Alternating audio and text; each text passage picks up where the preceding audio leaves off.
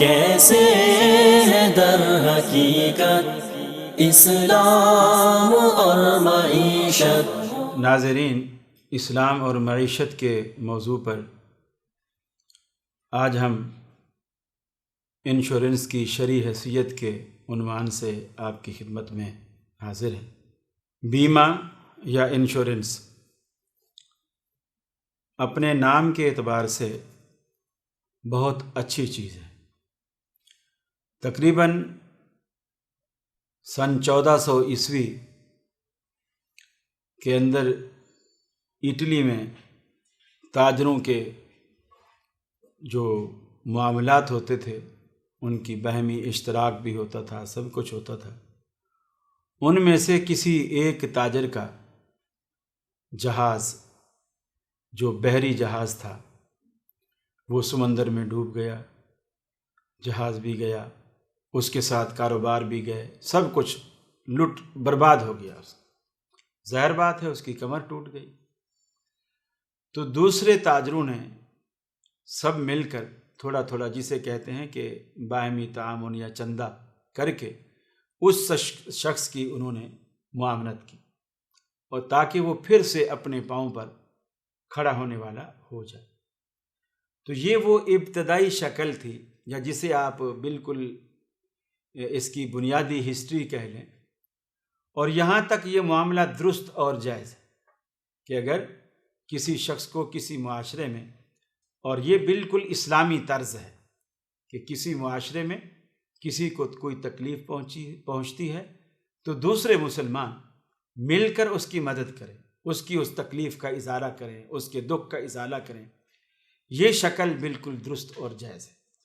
تو یہاں تک معاملہ درست ہے، لیکن ہمارے ہاں جو باقاعدہ طور پر انشورنس کمپنیاں یا بیمہ کمپنیاں جو مختلف پالیسیاں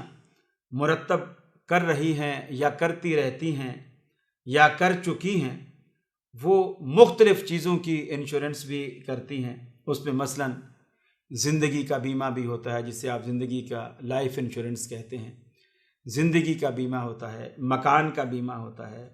کار کا بیمہ ہوتا ہے، بسوں اور ٹرکوں کا بیمہ ہوتا ہے، فیکٹریوں کا بیمہ ہوتا ہے، حتیٰ کہ بچوں کی اعلیٰ تعلیم کا بیمہ ہوتا ہے۔ حتیٰ کہ یہ چیزیں اس قدر رواج پا چکی ہیں کہ انسانی اعضاء کا الگ الگ بیمہ ہوتا ہے۔ ہاتھوں کا بیمہ، آنکھ کا بیمہ، ٹانگ کا بیمہ، کہ اگر کسی حادثے میں یہ کٹ جائے تو پھر کیا ہوگا۔ یعنی اس طرح الگ الگ چیز کا یہ بیمہ کرتے ہیں۔ اور آہستہ آہستہ جو یہ شروع میں یہ ادارے امداد باہمی کے ادارے تھے کہ آپس میں ایک دوسرے کی معاونت کریں گے، مدد کریں گے، لیکن آہستہ آہستہ امداد باہمی کے یہ ادارے کاروباری شکل اختیار کر گئے۔ اب یہ امداد باہمی کے ادارے نہیں رہے، بلکہ کاروباری اور تجارتی ادارے بن چکے ہیں،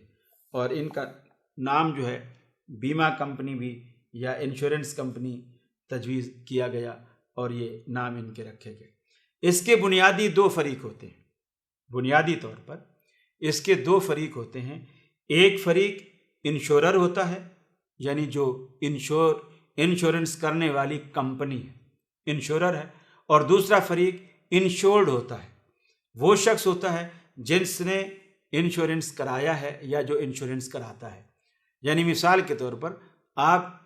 ایک کمپنی کے پاس جاتے ہیں جو کمپنی انشورنس کا کام کرتی ہے، آپ اسے کہتے ہیں کہ جی میں انشورنس کروانا چاہتا ہوں، تو آپ جب یہ کروا لیں گے تو آپ انشورڈ ہو جائیں گے، اور وہ کمپنی آپ کے لیے انشورر کہلائے گی جس نے آپ کو انشورنس کی وہ پالیسی دی اور آپ نے وہ پالیسی خریدی۔ یہ الگ بات ہے کہ انشورنس کے بہت سارے کلائنٹس ہوتے ہیں، اور ان کی وجہ سے ایک بہت بڑا حوض، ایک پول وجود میں آتا ہے، لیکن ایک ایگریمنٹ میں صرف دو ہی فریق ہوتے ہیں، ایک انشورر اور ایک انشورڈ۔ اس میں کچھ شرائط رکھی گئی ہیں، اور ان شرائط کی تفصیلات میں جائے بغیر مختصراً میں اتنا عرض کروں گا کہ کچھ لوگ جو اپنی زندگی کا بیمہ کراتے ہیں، اس کا طریقہ کار ان کے لیے یہ ہوتا ہے کہ بیمہ کمپنی ایک ڈاکٹر کو بلاتی ہے، اس کی صحت کا اندازہ وہ ڈاکٹر حضرات کریں گے، اور کمپنی کو بتائیں گے جی ہمارے علم اور ہمارے نالج کے مطابق یہ شخص جو ہے وہ اتنے سال زندہ رہ سکتا ہے اپنی صحت کے اعتبار سے۔ اچانک کوئی حادثہ اگر پیش نہ آئے تو اپنی صحت کے اعتبار سے، ایکٹیویٹیز کے اعتبار سے، جو اس کا حلیہ نظر آ رہا ہے، قد کاٹ نظر آ رہا ہے، اسے بیماری کوئی نہیں، اسے یہ کوئی نہیں، وغیرہ وغیرہ، اس اعتبار سے یہ اتنی مدت تک مثلاً 20 سال تک طبی طور پر زندہ رہ سکتا ہے۔ اب بیمہ کمپنی والے اور بیمہ دار، ان دونوں کے درمیان ایک معاہدہ طے پاتا ہے۔ وہ معاہدہ جب طے پا جاتا ہے تو بیمہ دار جتنی رقم کا بیمہ کرانا چاہتا ہے، جتنی رقم کا وہ بیمہ کرانا چاہتا ہے، اسے وہ سالانہ اقساط میں تقسیم کر کے، یا 6 منتھ میں بھی تقسیم ہو سکتا ہے، یعنی جس طرح وہ دونوں فریق راضی ہوں، سالانہ قسط بھی ہو سکتی ہے، 6 ماہ کی قسط بھی ہو سکتی ہے، اس کو جتنی رقم کا وہ بیمہ کرانا چاہتا ہے وہ اتنے سالوں پر اسے تقسیم کر دیں گے۔ اگر 6 ماہ میں قسط کرے گا تو قسط اور چھوٹی ہو جائے گی، سال میں کرے گا تو وہ قسط تھوڑی سی بڑی ہو جائے گی، تو وہ قسط جو ہے وہ طے کر لی جائے گی، اور بیمہ کمپنی کو وہ اسی معاہدے کے مطابق وہ قسطیں ادا کرتا رہے گا، چاہے وہ 6 مہینے میں طے ہوا ہے، چاہے وہ سال میں طے ہوا ہے، وہ قسطیں ادا ہوتی رہیں گی۔ اب اگر بیمہ دار جو ہے اپنی مدت مقررہ تک زندہ رہتا ہے اور اقساط ادا کرتا رہتا ہے تو اس کی مدت کے پورا ہونے پر، یعنی 20 سال پورے ہو گئے یا 15 سال پورے ہو گئے، 10 سال جو انہوں نے مدت مقرر کی تھی وہ جب پوری ہو گئی تو اس کی جمع شدہ رقم ما مقررہ شرح سود کے، جتنا سود اس کے اوپر مقرر تھا کہ جی اتنے عرصے میں اتنی رقم اس کی جمع ہوگی تو اس پر اتنا سود جو ہے وہ لگے گا، وہ سود کے ساتھ وہ بیمہ کمپنی جو ہے وہ اس رقم کو ایک معصومانہ، شریفانہ ایک نام دے کر کہ جی یہ ایک بونس ہے، جسے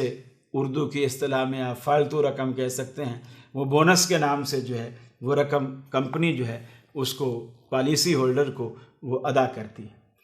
اور اسی دوران اگر مدت بیمہ کے اندر وہ طبی طور پر یا کسی حادثے کے نتیجے میں، مثلا ایسا بھی تو ہو سکتا ہے کہ ڈاکٹروں کا اندازہ غلط ثابت ہو کہ یہ تو غیب کا علم کسی کے پاس نہیں، جیسا کہ قرآن مجید کہتا ہے کوئی نہیں جانتا کہ وہ کب مرے گا، کوئی نہیں جانتا کہ کل کیا کرنے والا ہے،